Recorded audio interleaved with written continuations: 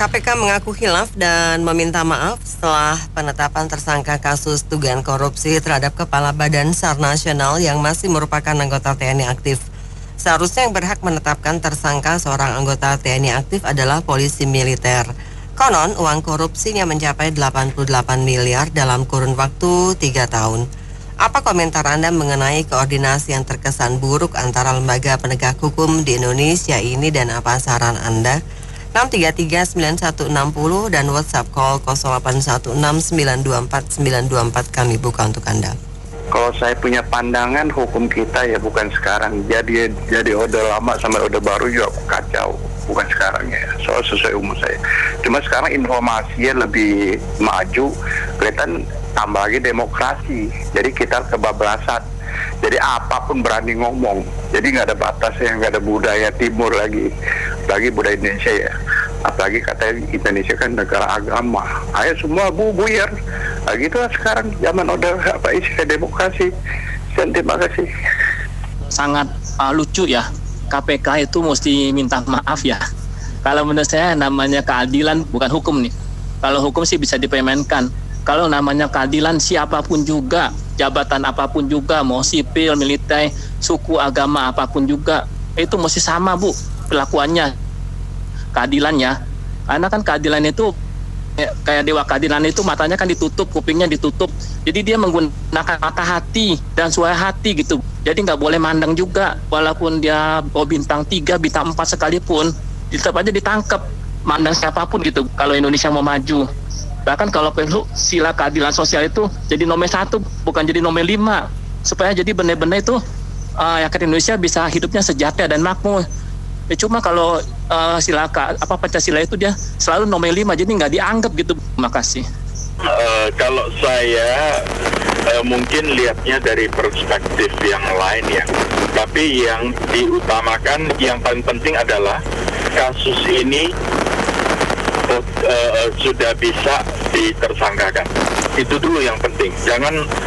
Jangan kita ngomong ke sana ke sini kritik KPK dan sebagainya. Kita harus bersyukur kasus ini bisa diungkap. Itu aja dulu intinya. Kemudian KPK saya rasa juga cukup kasihan ya. Kalau nggak memecahkan kasus di tes. Ada kasus yang terungkap juga diprotes. Jadi kita sebaiknya perhatikan aja, yang harusnya diperhatikan adalah kasusnya terpecahkan. Karena saya beranggapan ini mungkin juga kesengajaan dari KPK. Karena kalau nggak dibegituin, nggak di blow up, kasusnya mungkin tenggelam kalau dikoordinasikan ke TNI. Saya rasa itu. Terima kasih.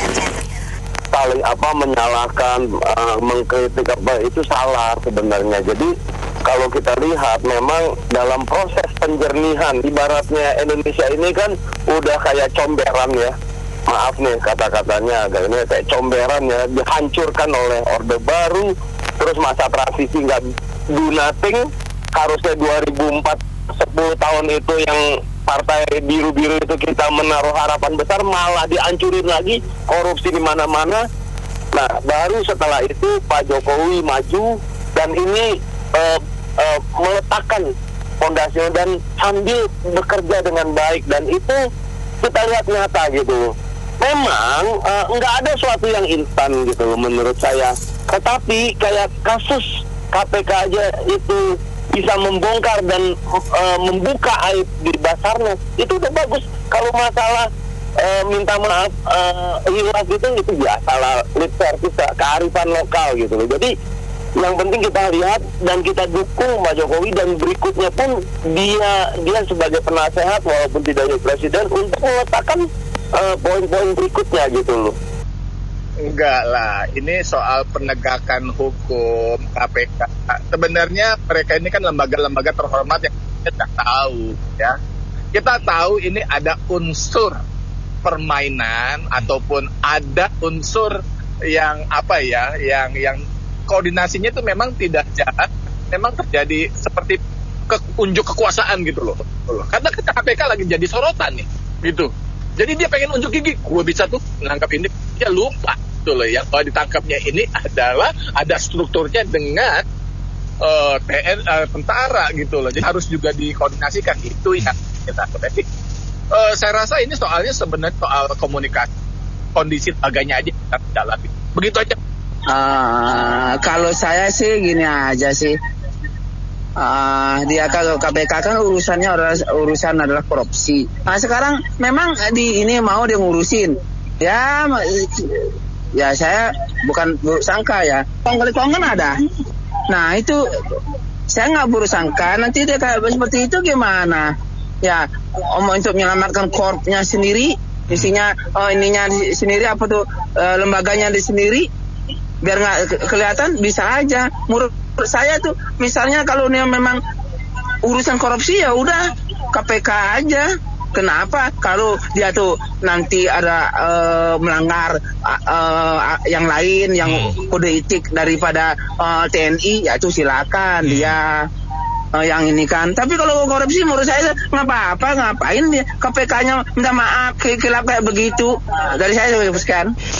Oke, kalau ini sih menurut gua sih ya ini mah masa ketua atau wakil ketua KPK nggak tahu ini ranahnya TNI militer sih. Ini ada dua kemungkinan. Satu, ya ada sedikit unjuk gigi lah supaya KPK juga dianggap ada power. Kenapa? Karena kan sekarang polisian kan udah membentuk satgas korupsi ya kalau nggak salah Pak Listio. KPK juga sedikit ya tunjukin deh, ini TNI aja gue berani nyenggol nih, walaupun akhirnya ya minta maaf. Saya kira ini sih ya ada unsur-unsur inilah, tetapi kalau memang akhirnya dibuka adanya pihak yang korupsi, saya pikir baik. Ini hanya ya sedikit trik-trik untuk lembaga masing-masing ya ditonjolkan lah oleh masing-masing pihak ya. Tapi persoalannya kan kalau TNI dibaliknya udah baik-baik lagi ya, TNI nggak tersinggung ya udah. Soalnya yang jadi sasaran kan yang kabar Sarnas ini kan, mungkin pangkatnya juga bukan bintang lah itu kayaknya ya. Kalau nggak salah kepalanya bukan bintang ya itu ya. Ya mungkin ada satu bintang ya kesenggol dikit lah, paling nanti anak buah yang jadi korban lah. Ya kan, itu baik atau juga ya berita ini kan sedikit mengalihkan hal-hal lain juga. Tapi terlepas dari apapun, ya ada yang ditangkap korupsi itu baik. Saya kira itu baik. Okay. Dan saya pikir yang dari Kapolri itu membentuk satgas korupsi atau apa istilahnya juga baik. Yang penting apa? Semuanya harus buka mulut untuk mendesak DPR yang rancangan undang-undang. Kayaknya dilupakan itu. Ya dong, itu jangan dilupakan dong. Angkat lagi topik itu supaya digaungkan terus sampai Pak Jokowi dengar. Oke, terima kasih. Kita kan tahu KPK itu kan jagoannya OTT.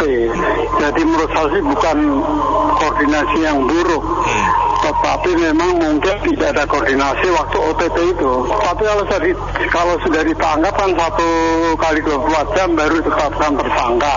Seharusnya sudah tahu dengan ditangkap itu siapa. Nah itu mungkin sesuai dengan undang-undang diserahkan ke yang berhak, yang berwenang.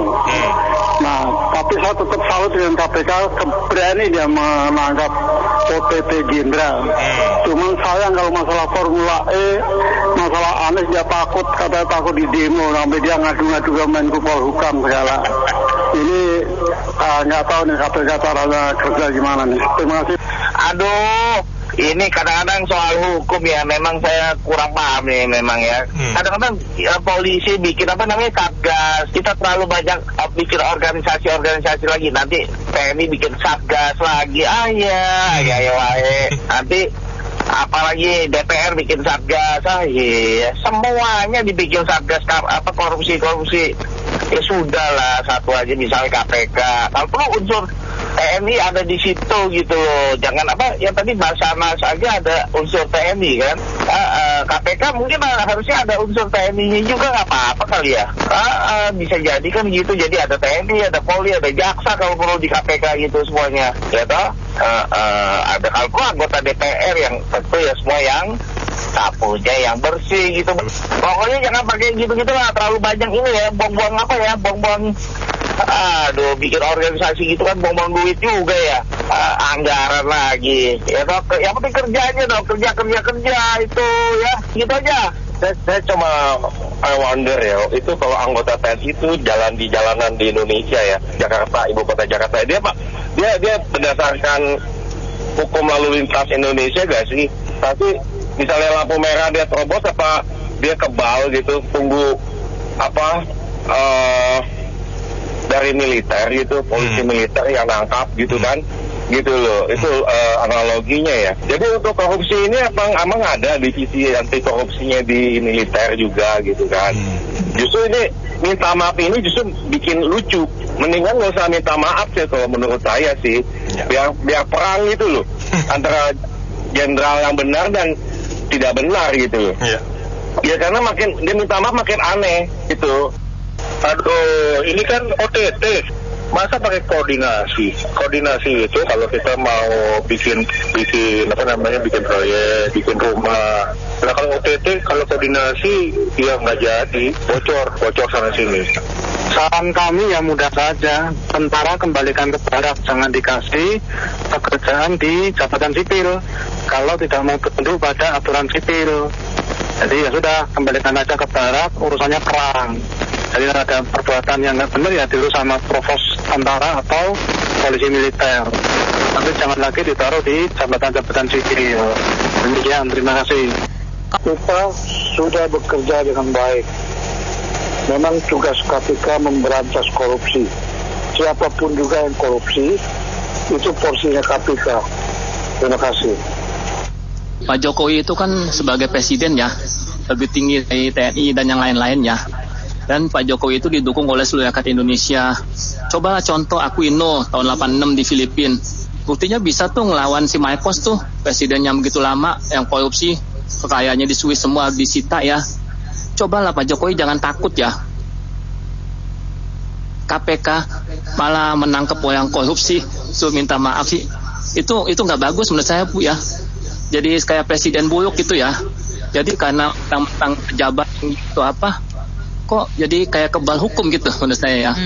Kalau mau benar-benar Indonesia maju ya, bisa kayak Singapura atau Malaysia, itu nggak usah pandang bulu Bu. Kalau memang salah, mau pangkatnya setinggi apa, mau suku, agama, atau pejabat di bidang agama tuh kayak di Singapura yang katanya korupsi juga tuh, pendeta di mana saya lupa ya, ditangkap juga sama KPK di Singapura. Kalau memang mau benar-benar Indonesia mau maju, harus seperti itu Bu. Kalau begini terus sih, saya kasihan aja ya. Kayak rakyat Indonesia tuh banyak yang jual ginjal. Kayak di India juga tahun 80-an juga banyak yang jual ginjal. Tapi di India kan miskin. Sekarang pemerintah India udah maju, jadi udah nggak ada yang jual ginjal lagi di sana. Kalau Indonesia kan banyak kekayaan alamnya, tapi kalau di korupsi terus ya rakyatnya jual ginjal terus Bu.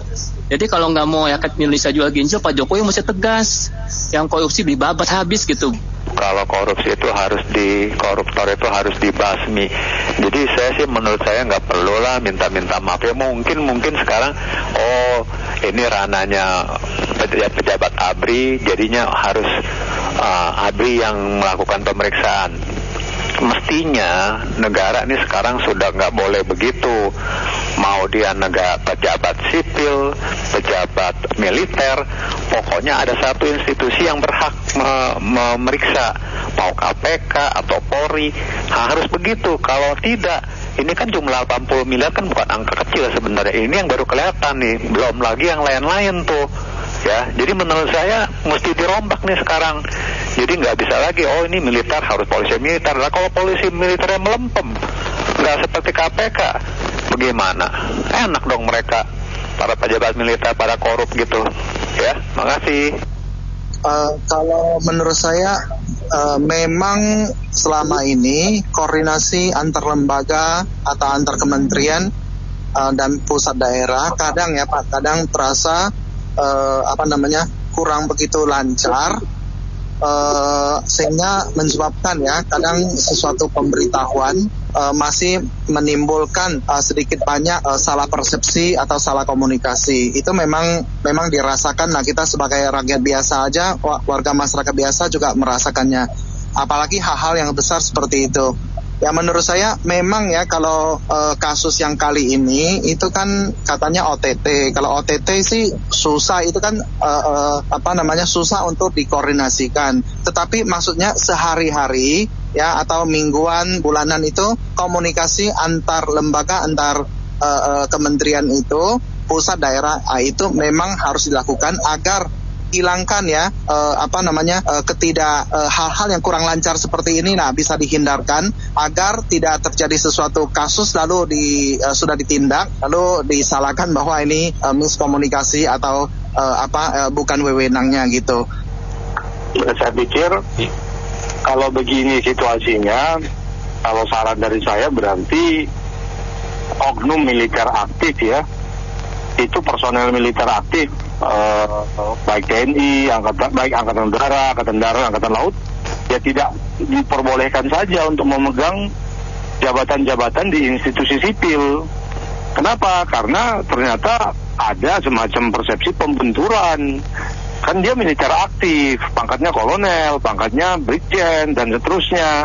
Kenapa ditangkap yang menentukan dan puspom? Padahal kan cakupan dari hukum militer itu harusnya untuk kegiatan-kegiatan militer. Contoh, kalau ada ini misalnya pejabat sementara ya, PJS gubernur, diduga ada tindak korupsi atas pengalihan lahan. Ini kan bukan kegiatan militer. Memang PJS-nya itu militer gitu. Atau pejabat sementara bupati, kemudian ada ruslah bangunan, kemudian diduga dia menerima kickback dari ruslah bangunan itu 20 miliar, 30 miliar, ditangkap oleh KPK. Terus dibenturkan, ini kan kolonel militer aktif jadi bupati di Kabupaten XYZ.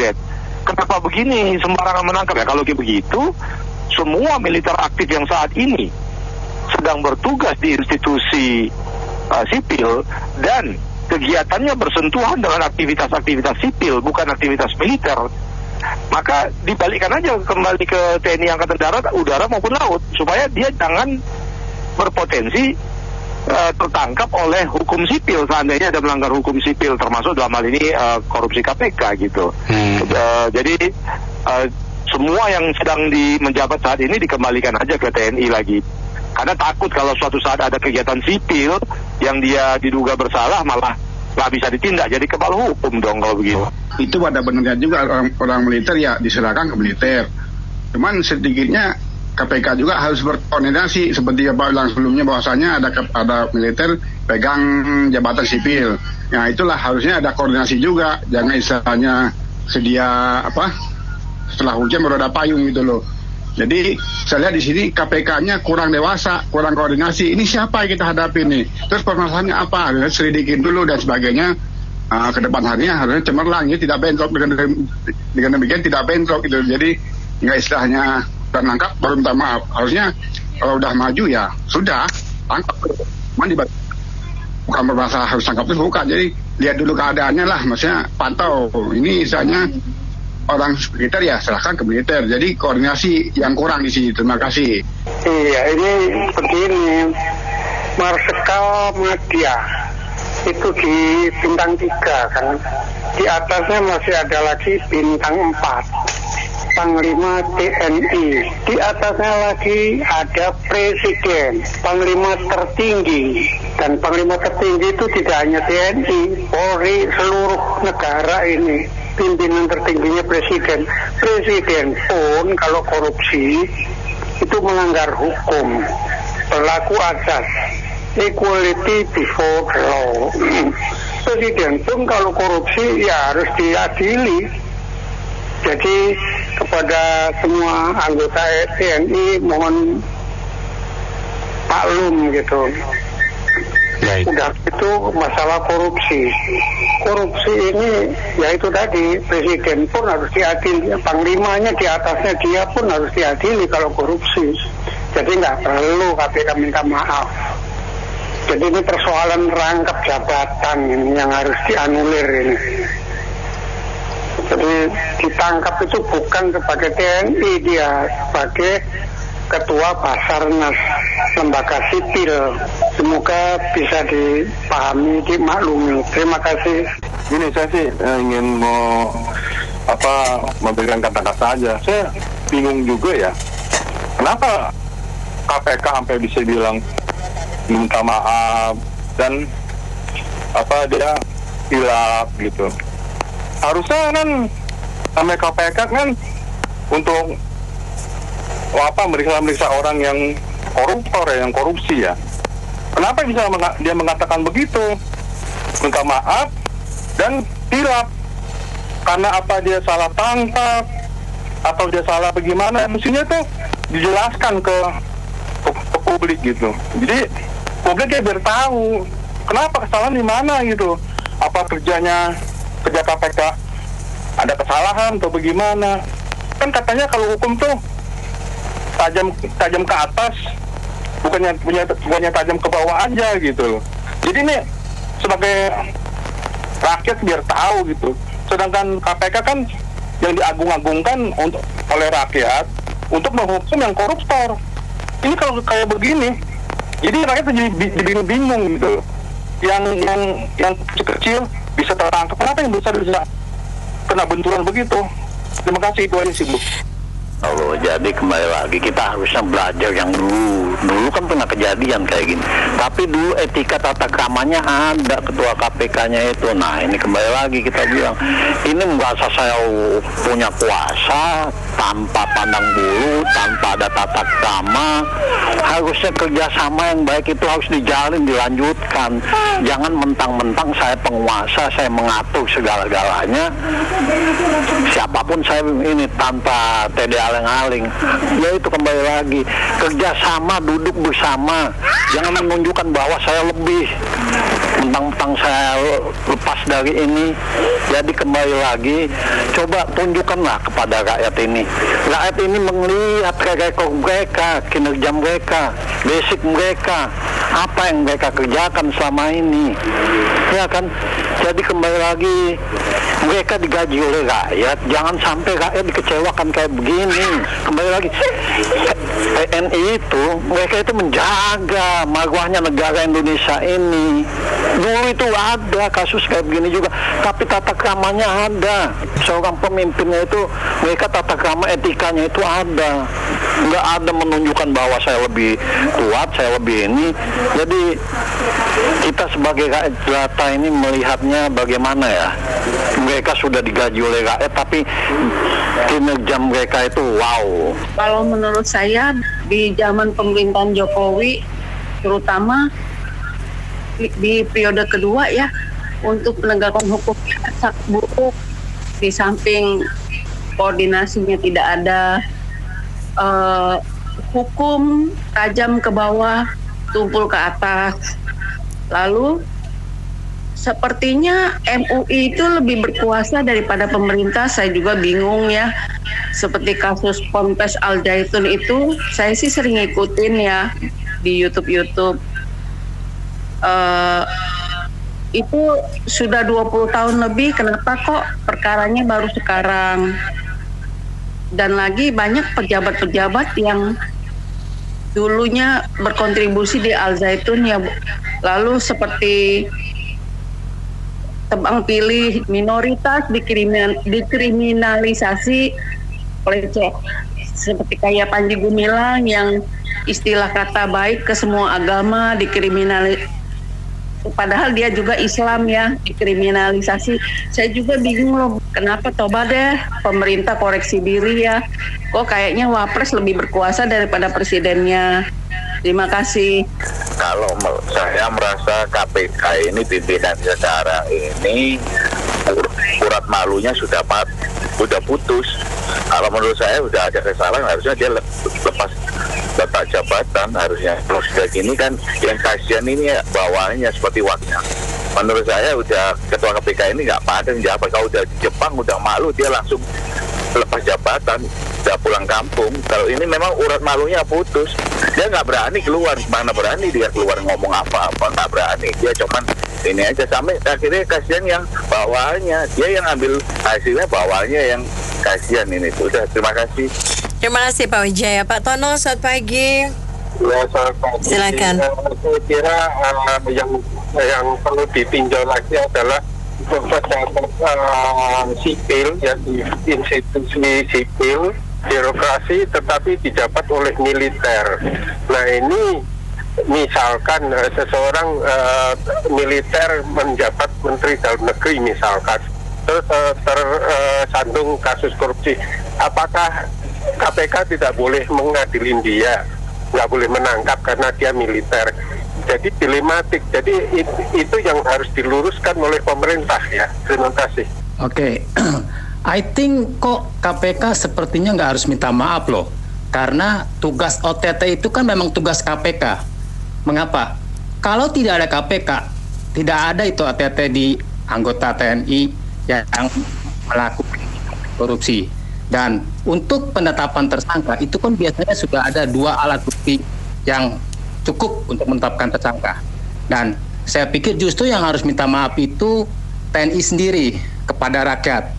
Karena TNI itu adalah dari rakyat, oleh rakyat, untuk rakyat. Saya pikir seperti itu. Oke, thank you. Ya maaf ya, pendapat saya saat ini yang untuk korupsi cuma KPK aja. Nggak tahu itu di aparat militer atau apa. Nah, apakah perlu dibentuk lagi KPK di luar polisi militer untuk militer? Kan nggak betul ya. Menurut saya ya nggak apa-apa sih. KPK-nya kumpulkan aja bukti-buktinya, lalu limpahkan aja ke polisi militer, kan selesai kan? Ya menurut saya begitu sih. Ya memang mungkin sedikit melangkahi. Tapi gimana lagi kalau terpaksa secara kebetulan nemu terus gimana? Ya menurut saya gimana lagi, nggak apa-apa. Selidiki aja, limpahkan ke polisi militer, yang selesai ya. Iya, kalau soal bagaimana koordinasinya buruk, ya justru itu KPK ada. Memang supaya nggak ada koordinasi yang bagus, cuman memang secara administratif ada kesalahan bahwa harus ditetapkan dulu sebenarnya lapor ke TNI-nya, kemudian dicopot jabatannya, baru ditetapkan sebagai tersangka oleh KPK.